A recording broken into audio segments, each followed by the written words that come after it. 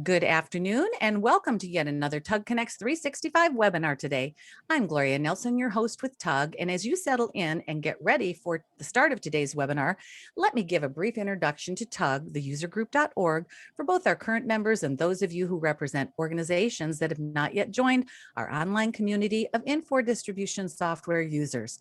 Now, we've all heard that phrase, knowledge is power, and I can say with confidence that after today's presentation, you'll be waking up tomorrow with a little more of both. Tug webinars, online forums, and member events facilitate the timely exchange of ideas and information to help you work smarter and with more confidence. And that's a powerful combination. If you're currently a member, it pays to get even more involved. And if you're not, please visit our website to discover why 2,300 heads are better than one to help you be the best at what you do. We're delighted this afternoon in our presentation to have permissions to have you go ahead and capture some of the dynamic intellectual property that's being shared today. Feel free to take screenshots, copy and paste chat, put them in a note card for future reference, and also be prepared to buckle in for about 35 minutes of talk and Q&A time. So without any further ado, let me just say it is always a pleasure to introduce Andy Weiss, ASW Global Consulting founder and tech guru, as he shares whether warehouse management systems equate to operational excellence or not. So Andy, I'm going to go ahead and turn things over to you. Take it away. Rock and roll. Sweet. Thank you, Gloria. And I appreciate that you are suggesting that someone would want to take a screenshot of this intellectual property. It makes me feel good that you folks might want to keep this stuff on hand. But thank you, everyone, for joining today. This is the second in our series, kind of on the same theme. And again, this won't be a super technical presentation. We're not going to share any formulas or magic approaches, anything like that, nothing in too much detail.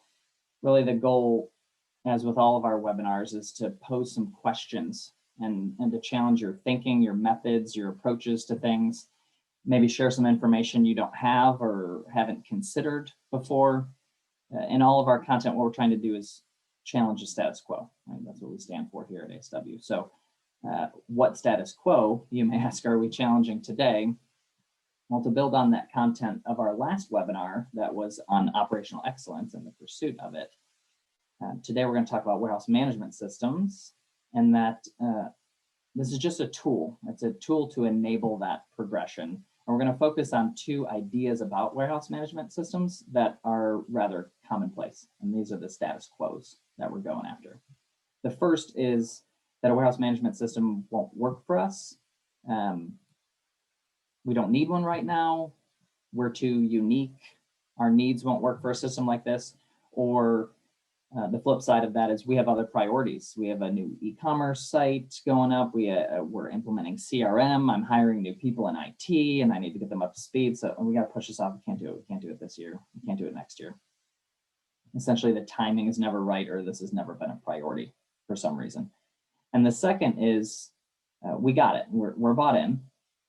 I want to use this tool. I want to have it. But we're going to go the cheapest route. We're going to use the software company to help us implement this because they made the software. After all, they should know how it works. And speaking to the Tug audience, I'm sure many of you are chuckling right now and know that's why third-party companies exist to begin with, right? To support you in these adventures. So maybe you're thinking we've done this before. We've got it all figured out. We've implemented in one location. We got 10 more to do. We can take it from there. Or maybe you're even in the camp where you've implemented it and you're like, we have a warehouse management system. We're all done. Project finished. Check that box. But today we're going to share that we believe there's parts of all of these mindsets that have flaws. We're going to challenge all of them today, hopefully. First, so you can get a sense of who we are and where we're coming from. We work primarily with small and medium-sized businesses, a lot of regional and national distributors like manufacturers, a lot of folks that probably look much like yourself in the audience today. Our projects range from warehouse management system implementations, helping design racking layouts, equipment needs for new distribution centers, operational audits, gap analyses, these types of things. Really, if it's in the four walls, we're probably involved in some way. Outside of that, we do work with clients to analyze customer cost to serve and net profitability. We do environmental health and safety training and much more. But this series that we're doing with Tug is all about operational excellence and the supporting solutions like warehouse management systems. So we're going to stay focused on that. At the core of everything we do, though, again, is challenging the status quo. So our clients and all of us, really, ourselves included, we don't know what we don't know, right? That's pretty apparent and obvious. So there's always an opportunity for an outside perspective, to have someone who doesn't live within your confines to review what you're doing, right? Other areas where there might be opportunity, we have an idea what to do, but we don't know how to get started. We've never done this before. Or maybe we know what to do, but we don't have the skills or the experience or even just the labor to make it happen. I want to do this, but I can't get it done. Can you help us? That's the kind of stuff we're working on. So we took this opportunity with Tug to help share some of these principles that ASW stands behind.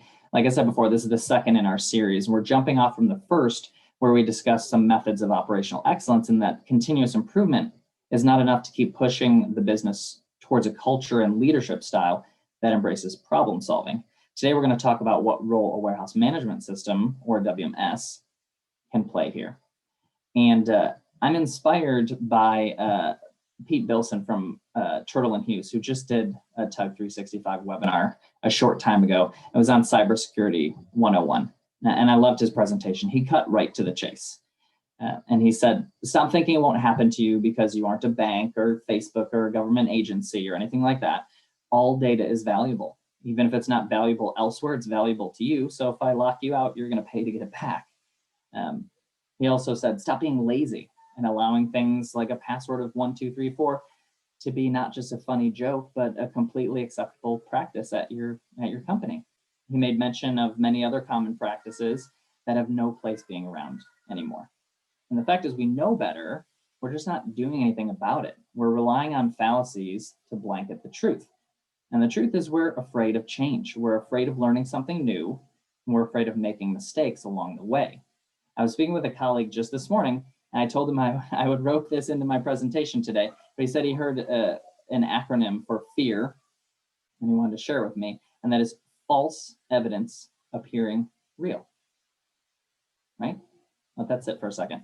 How do you know something won't work or isn't good for you unless you've actually done it and found out that you're right? You can't. It's all assumptions, right? And so there's no evidence for this.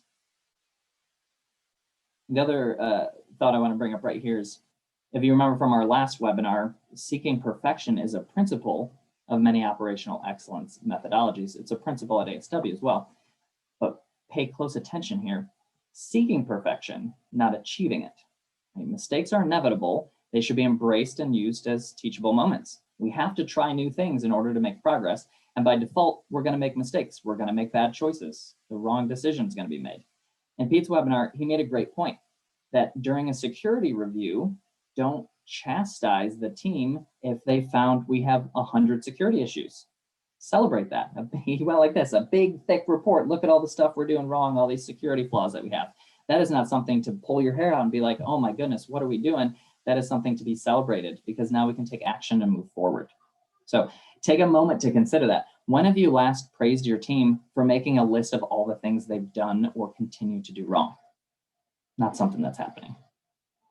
At ASW, we see warehouse operations similarly to how Pete sees cybersecurity, I imagine. Our team is in the field, and more often than you'd expect, we see some of the most shocking practices. And to make matters worse, we hear excuses on why it's allowed to continue, why change hasn't been implemented, why we haven't invested in a better way.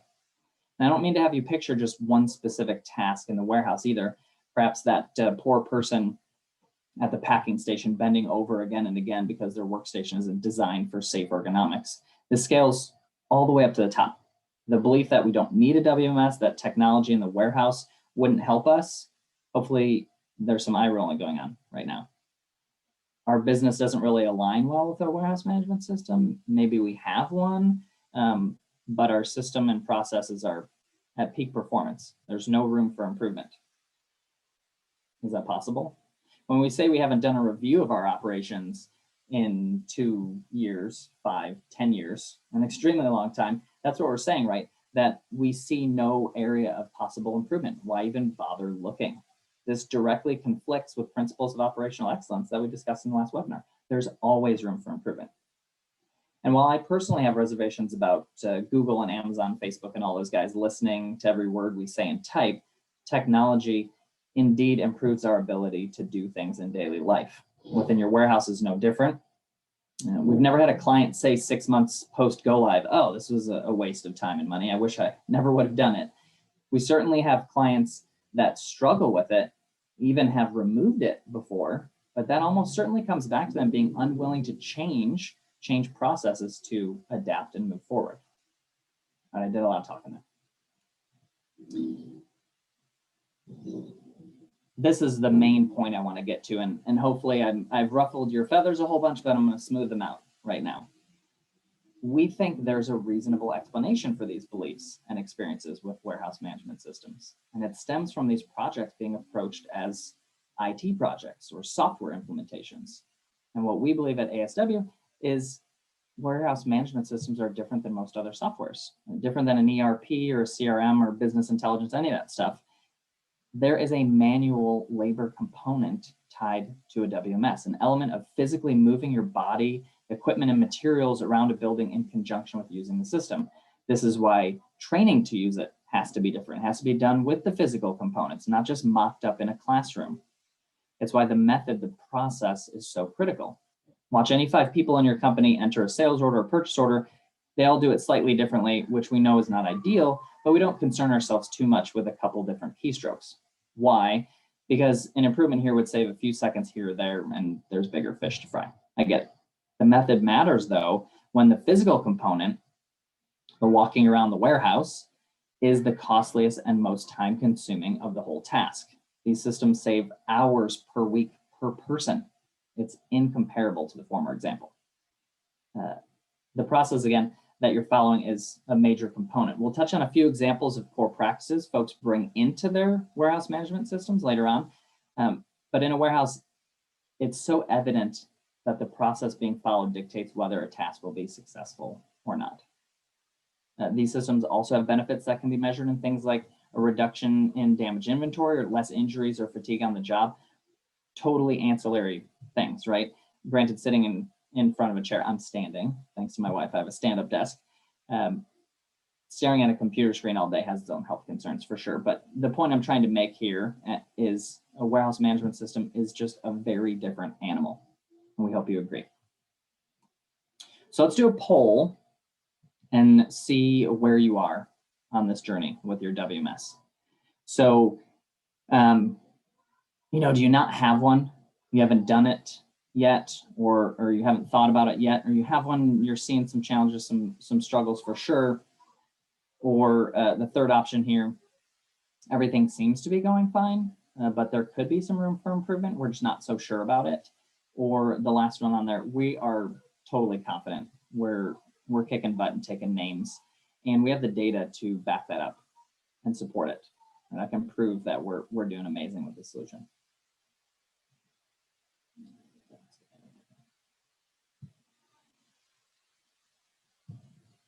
If you're gonna say too, I'm gonna challenge anyone who's picking on number 4 right there. Again, back to what I've shared so far. Has someone said this other than yourself? Have you had a third party come in, or do you have the data to back it up? Right on. Those are some very honest answers. I very much so appreciate everyone who shared in the poll, and no one selected number 4. That's fantastic. I appreciate the honesty. And I think, we have a good mix here with the numbers, and this content should be helpful for everyone. So I'm excited to go on this journey together today. I want to pause here though, and offer the opportunity for rebuttals, right? Are you on board with this concept that a WMS is different, and that's why you've strayed away from doing it, or have been too scared to do it, or been afraid of the change, or you feel like you're not getting enough out of it because it's just a different animal? Is everyone on board? And this is an this is an opportunity for everyone to really engage with Andy. And this is the time you want to have your chat window open and make sure that your little blue box isn't to panelists only, but to panelists and all attendees so that everyone can see and engage in that meaningful conversation. So don't be shy, jump on in. The water's not deep. It might be a little close to over your head, but it's not fatal to jump into chat. Right on. You guys are certainly welcome to chat with each other through this as well. I'm not actually expecting anyone to kind of oppose what I'm saying here, but I want your buy-in, right? For you to get out of this, what we're hoping, you got to be on board with the idea at least, or at least consider it to be true. And Gord Krober says, agreed that it's a different animal. I department doesn't always support with this consideration either. Richard Hart goes on to say, we have an ERP that we are modifying to serve as a WMS. And we invite other people to jump in and share what their companies are doing and providing Andy with feedback, because this is going to direct how he targets the remainder of his content today too, because he wants to make sure that he's addressing your concerns, your needs, etc. But I think we'll give it just another moment. And I think we'll go ahead and we'll close out that question and let you continue, Andy. Yeah, I think that point there, Richard, you said, modifying the ERP to do this. I'm using the term warehouse management system, WMS, but maybe replace that. Maybe replace that in your mind with just technology, right? Maybe it's not an entire warehouse management system, but it's just technology to begin with. To move forward, we need to introduce some technology out there, and we can't argue. The point is, you can't argue that it's going to benefit them, right? So we got to do something. All right, here's our agenda. We try and keep our agenda pretty static throughout our webinar. So the what is where we begin, right? And so it's commonly accepted that automating a broken operation is a poor plan. You can just Google, what do I need to do for a warehouse management system? And that's going to come up in the first 5 results. Yet year after year, hundreds of companies implement these systems without doing the proper planning or follow through to ensure they achieve a return on their investment. So the goal of today's discussion ultimately is to show, and hopefully you agree, that this tool is only as good as you can use it. And that's where the true investment is, not in licenses, mobile computers, and printers and such, but in planning, in training, in consulting, in follow through. In the end, we're trying to use this tool the best we can in pursuit of operational excellence. Why do we need to do this to accept what I'm sharing with you? Well, we see firsthand out in the field, but statistics absolutely agree, the ROI and actual use of systems is nowhere near the expected, nowhere near 100%. So you spend all this time and money investing in the future of your company, and you're going to be happy just getting 50% out of it, getting half of what you paid for. Sounds like a bad deal. Or you're going to be happy with a 10% reduction in labor when it could be 30%. We see underutilization of the WMS with every client we work with, underscore that, underline it. You might be thinking, not me, we're awesome. Maybe not anyone in the audience today, because no one answered with number 4 there. But here's one fact that no one seems to focus on. It's normal, it's expected, at least to some degree. With turnover, business need changes, shifting customer requirements, and so on, this is a moving target. The moment you have it all worked out, you realize it's tomorrow and the world isn't quite the same way as it was yesterday. The focus then should be on closing that gap. I'm not even going to mention COVID, but our lives have all been turned upside down a couple times in the last 12 months, right? So here's our play on words for our third W. I like these COVID Ws. I use this in my last presentation as well, right? Wear, wash, watch your distance.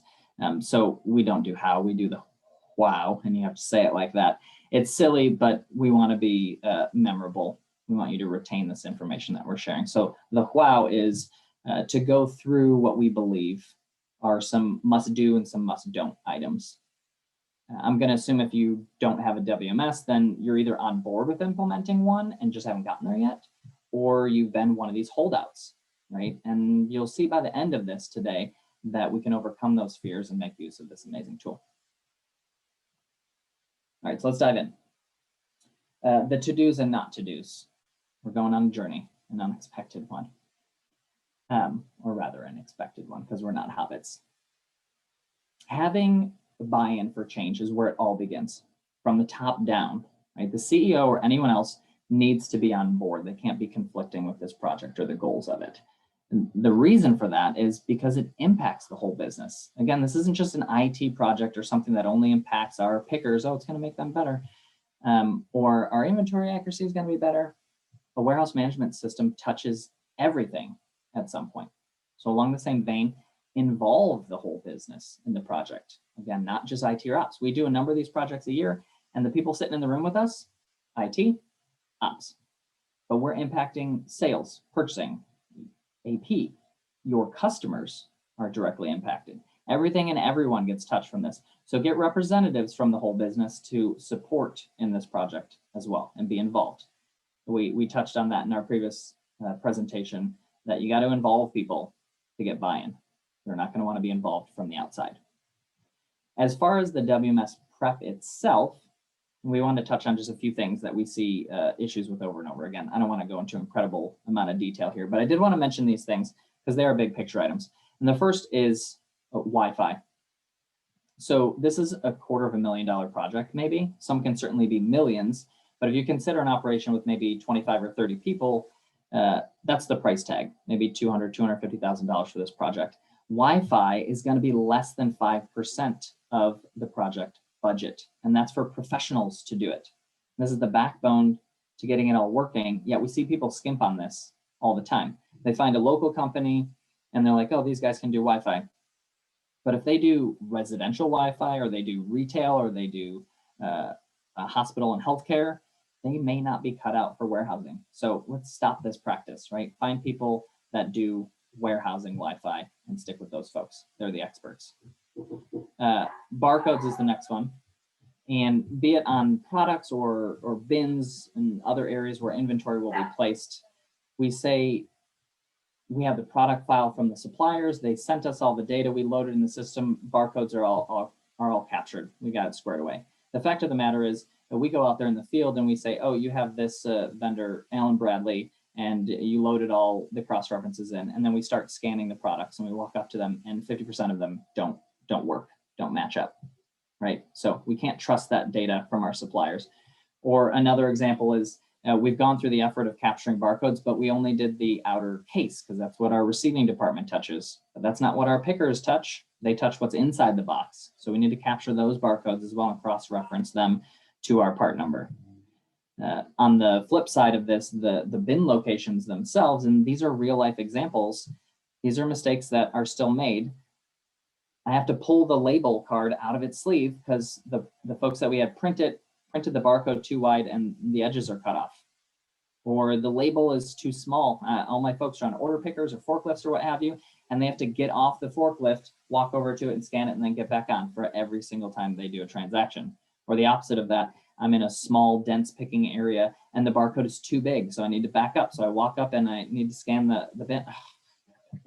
Scan, and then I got to grab the product, scan the product and go on to the next one. I got to back up again, right? These are things we don't want to do wrong. These are the foundational elements of transacting in a WMS, but the folks that made these mistakes aren't to blame. I mean, how would they know to be concerned about these things? You wouldn't. That's what we're saying here today, right? Many folks don't even know that there are different types of barcodes. My wife said I had to include this. At the Tug Connects conference, historically, we had always done a presentation. We're talking about hardware. And one of the things we said is every time someone in the audience, and so I'm saying it again today, and after you scan a barcode, the system is supposed to be programmed to automatically move to the next field. And inevitably, there's one person who comes up after the presentation and says, ours doesn't do that. That one person you're talking about who doesn't have it programmed that way, that's me. How do we fix that? So if that's you and you're in the audience today, reach out to me. We'll explain how to get that fixed. But that's a keystroke after every barcode scan that doesn't need to be there. The point here is you need the knowledge in these areas. And if you haven't been through it before, how can you be expected to know this stuff? I feel like I'm going slow, even though I'm a fast talker. We're over 20 minutes so far. Let's keep going. The last prep item here is the idea of one-to-one bins and or a consistent bin schema. So a shortcut here, right? In an effort to make the transition easier to this system, we continue with legacy systems and we just want to reuse our bin schema. And our bin schema is nonsensical with double letters and other stuff that's so confusing. AA06 BB5A, that's the picking location. Where is that? No idea. Or we have pallet racking in place or 8-foot wide shelves, and we call that one bin location in the system. There's 15 different products on it, and we have one bin. Don't do these things. Don't make these mistakes. Now is the time to reinvent your schema and do something that makes more sense, where 1 is west and 99 is east, or north and south, where 000 is the floor and 048 is 48 inches, 4 feet off the floor. I know where it is, it's right here. At ASW, we say, if we can't understand your bin schema in 30 seconds and you put a map in front of me and say a bin, and I can't quickly point to it on the map just by using logic to figure out where it would be, it's too confusing and too complex. Other people in the warehouse aren't going to understand it, or they're not going to learn it, or it's going to take them 10 years to figure it out. To expand on this one-to-one bins, if you're not too familiar with the concept, we want to be able to go to a bin and be able to assume what's there is what we need. I don't want to have to scan a bin and search around and look for something. The goal is for seek time to be reduced to a bare minimum. And you're creating a whole new world when you do this. So now is the time to implement these things, to make these changes. For if you don't do it now, we guarantee you're not going to go back and do it later. You're not going to do it a year later, 5 years, 15 years. This photo that's on the screen, I looked at the timestamp on it. It's 8 years old. And I guarantee the layout hasn't changed. What that means is for 8 years, older than all of my children, pickers have been going to this shelf, and every time they need to pick a product, they have to figure out which one it is. Nip this stuff in the bud. All right, let's move on to the next one here. Bad habits, right? We touched on a couple right there, opportunities to make changes. Don't bring these legacy things forward. What other poor practices do we bring forward, right? And we bring these forward instead of using the opportunity of change to cut them off. And they look like things like salespeople going out into the warehouse and poking around, opening boxes, taking stuff out. Someone called and they want to know about this product. I'm just going to go grab one real quick. That stuff cannot happen. We can't take inventory for one order and steal it from another order, right? There's an order of operations that takes place within the system and a framework. You're working around the system's rules. We see folks doing it in countless ways. Instead of abiding by them, you're going to have major challenges. Another one too that I wanted to hit on today was continuing with product layout by vendor or product type instead of by velocity. There's a reason why those settings don't typically exist in a WMS, because it's not logical for a WMS. It's not logical for operations in the warehouse, right? This list of stuff we have is very, very long, and we can go on, but I want to circle back and touch on Pete's cybersecurity suggestions as well. We know all this stuff. It makes sense that we want to store our material in a way where it's easiest to pick the things we're picking most frequently. We're just not doing anything about it for fear of change. Storing by vendor products is such a common example. And much like everything else, once we get over that fear of change, we realize the benefits. And we see that not only is everything A-okay, but the benefits we were told about are indeed coming to fruition, right? Less picking errors because the products aren't in sequence. They're not so similar, reduced travel time, and so on. I'm beating a dead horse a little bit. So now is the time to review what you're doing and decide what to keep, what to stop doing, and what to start doing. Not sure if you're familiar with that whole concept of the stop, start, keep. I threw a screenshot on there of someone doing it with sticky notes. Those aren't my sticky notes. There's a link on there where I stole that from. But a reminder as well, this is all pre-WMS. These practices can and should change before the WMS is in place, if it's possible. A couple other examples, things we see commonly. The ship via on all of our orders is best way, and they just figure it out in the warehouse. Let's have that stuff squared away, right? Unshipping orders.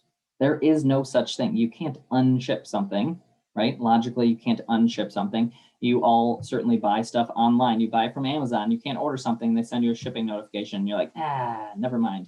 I don't want it. You have to go through the return process. We should be following the same logic. How about the abuse of buckets like non-stock and unavailable inventory? We just throw a bunch of garbage or things that aren't supposed to be possible to happen. We just cheat and work around the system and use non-stock or unavailable inventory to make it happen. When we move into the WMS world, those things aren't going to be allowed anymore. All right, how do we do this? A proper discovery One that certainly includes a gap analysis of current state versus required state with a WMS is a critical first step. It can be done even in advance of selecting the WMS, and perhaps should be. The main outcome is to identify what processes are in place currently that aren't going to mesh well with the WMS. Oftentimes, these are some of the most logical changes to make. And the number one most common one, I kind of polled our team and got their feedback on this, is that an admin person in the office is doing receiving and shipping of material in the system. Maybe someone even in sales or purchasing is doing that. With the WMS, inventory updates, both inbound and outbound, and for that matter, everywhere in between, are no longer done by the office. They can't be done by the office. These operations will happen in the warehouse floor where they belong. So start to transition these functions to where they belong. All right, the last point here is finding the right help. Find a third party who specializes in warehouse management systems. If you're on board that 80% of this project is not the software itself, right? This is a different animal. Look beyond the software vendors. Look beyond authorized software resellers. They're in the same category, right? Find a partner who knows and understands warehouse operations. You want to buy a race car, an expensive one, and then take it to the track after chatting with the engine designer. Oh, I'm ready to rip this thing around. Hopefully you've read the stories online of someone buying like $1 million Enzo Ferrari and then wrecking it on the first turn on the track. Oops. Instead you'd read Piero Taruffi's The Technique of Motor Racing. You'd engage with some retired race car drivers. When I was putting this together, the Bondurant Racing School, even though I've never attended before, totally stuck out. I think their marketing is really good, but you'd enroll in that racing school. You'd learn how to do this stuff from the best. I've personally been on the end user side of a WMS implementation. And in fact, everyone on our team has. We know all too well that someone who's only read the book and knows where the flags are typically isn't providing enough advice for a project like this. That operational knowledge is a huge advantage you want to have on your project team. So seek out people and companies who've lived it before. I don't want to drone on about this. It sounds all salesy for our company. So I'm not saying work with us, although I'd love that. I'm saying work with someone like us. It's so very frustrating for us to see a company struggling with a warehouse management system based on the advice that they were given or misinformation that they were given. We love that the distributor went out there and found help. Now, they didn't just figure out how to do it on their own, but ultimately they worked with an IT consultant or someone lacking that operational experience that we've been talking so much about. All right, this is the part where you think we're done with planning for this to be a success, right? We've prepped, we've changed process to prepare for the WMS, we got the help we need, we're totally gonna knock it out of the park. And if we stopped here, you would be in the majority. But remember, this is a tool we just put in place and we have to use it, and we have to use it well, not on just day one, but every day thereafter. We already said the environment we're in on day one is not likely gonna look the same on day 2 or day 200. We're dealing with ever-changing conditions and a moving target. So then if the system itself and the conditions you operate within are ever changing, realize also on the other side of the equation, you're losing knowledge on how to use the system as each day passes as well.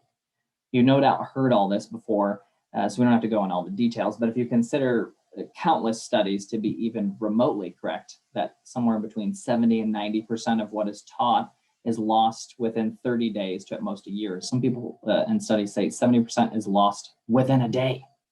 That should be shocking to consider, right? A routine retraining program is critical, but again, something so easily just set aside, and why so many companies are not getting the most out of these systems. They just don't do it. Productivity analysis is not just helpful for planning labor needs or a bonus program. It can help identify trends about or anomalies from your standards, right? Setting standards and measuring people against them. Everyone thinks that's, oh, big brother watching to see who's going to get in trouble for not pulling their weight.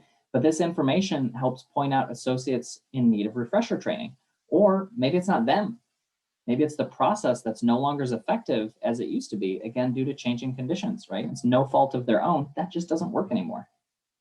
Do you have a system housekeeping plan in place? I'm not referring to making sure that log files aren't too big and directories aren't filled up. I mean, do you check each day that the system is in alignment with reality, that all shipped orders are indeed shipped in the system? If not, you should.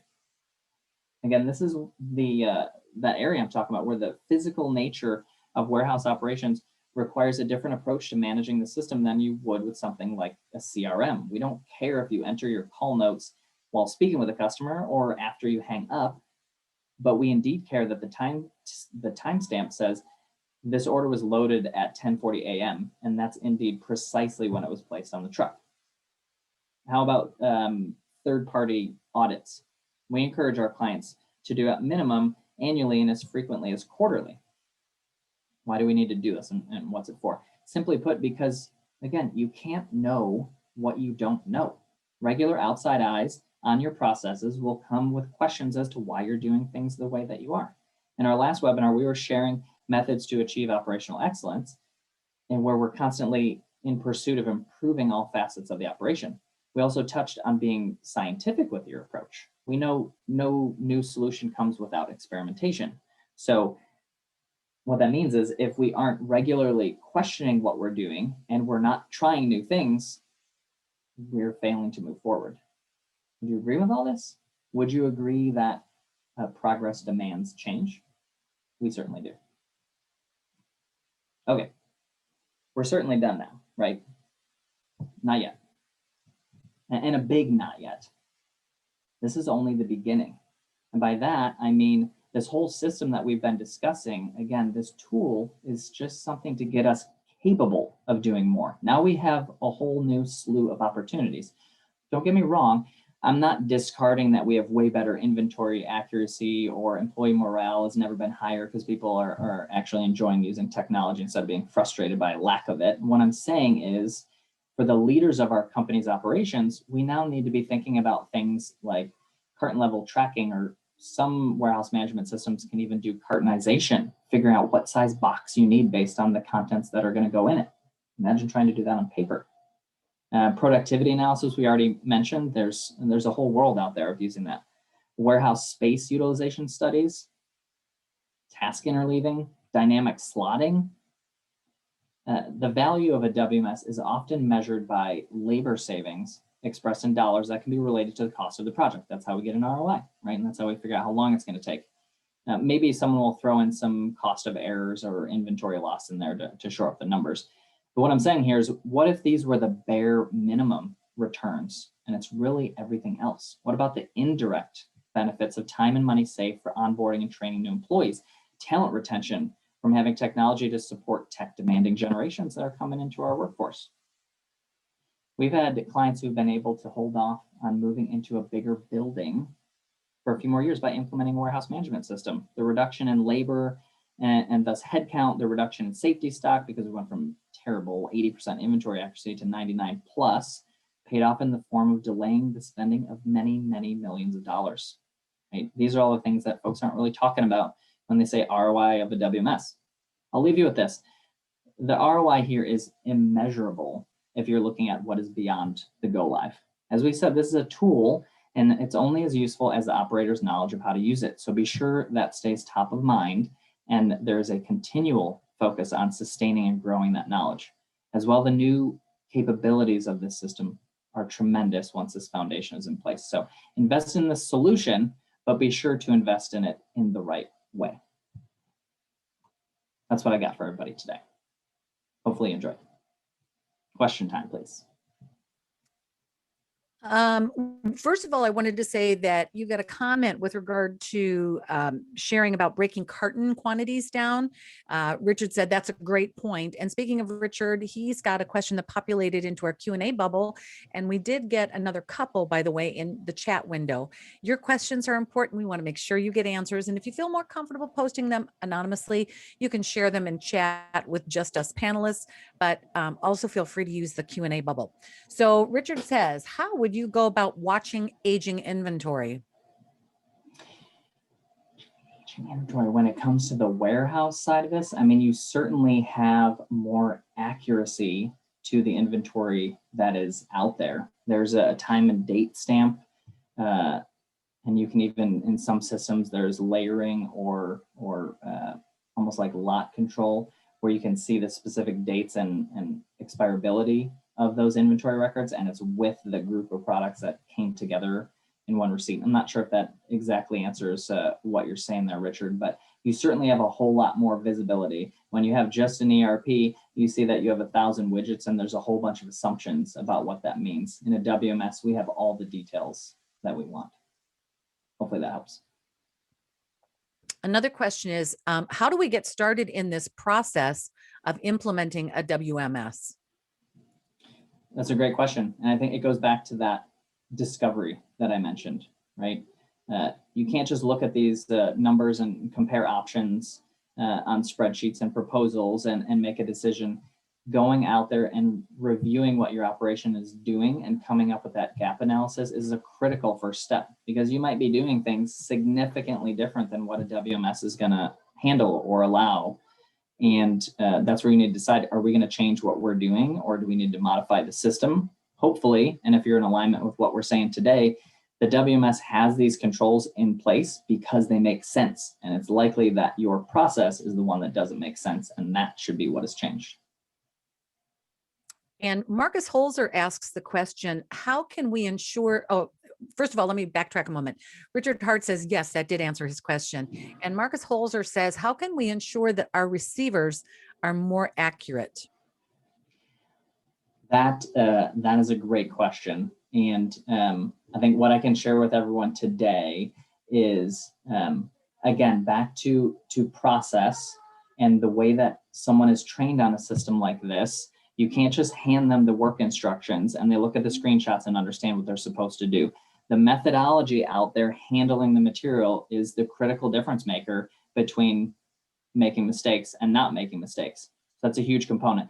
The other one that I can share off the top of my head here is there is typically a big change in where your expertise is in the warehouse. If you're on paper, oftentimes the pickers are the most seasoned people. They know all the products. They know, oh, just ask Tim. He knows where that's stored, right? That stuff goes all out the window and isn't needed. Those folks are now directed and they're just following the prompts on the screen to go do what they need to do.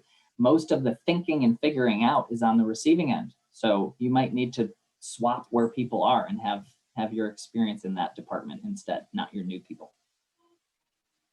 Excellent. And here's another one. How do you prove the ROI of a project like this? Yeah, we could probably go on for an hour just about that in general. Typically that's just the labor savings, right? But what I wanted to hit on here are all these intangibles and not so easily quantifiable elements. In really big projects, multi-million-dollar implementations, they're going to spend weeks studying the operation, gathering data to prove the case and the expected ROI.